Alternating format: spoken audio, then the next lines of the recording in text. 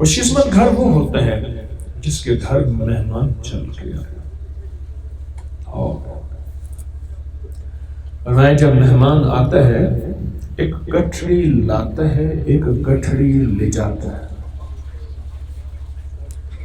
غور سے سنیے گا، محبت والے، عشق والے، خلوص والے حضرات، ایک گٹھڑی لاتا ہے اور ایک گٹھڑی لے جاتا ہے.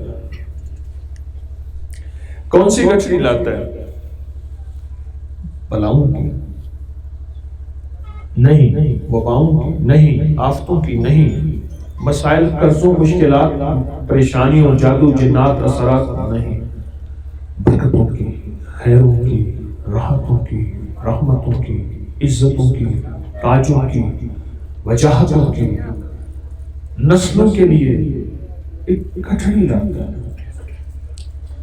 جب بھی مہمان آتا ہے، اچھا اب مہمان کے لیے میرے آقا کملی والے کا جو فرمان ہے کہ مہمان کے لیے یہ لازم نہیں ہے کہ مہمان ولی ہو، تقوی والا ہو، صالح ہو، درویش ہو، اللہ کا دوست ہو.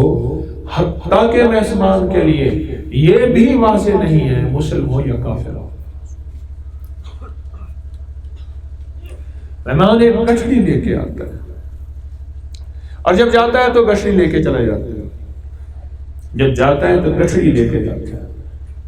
وہ رحمتوں کی گٹھڑی چھوڑ جاتا ہے، اس گھر کی بلاؤں، وباؤں، مصیبتوں، پریشانیوں، تکلیفوں کی گٹھڑی کو سر پہ رکھ لیتا ہے. دروازے میں فرشتے کھڑے ہوتے ہیں، وہ اتار لیتے ہیں اور اس کے بھی رحمتوں کی گٹھڑی رکھ کے اس کو روانہ کرتے ہیں.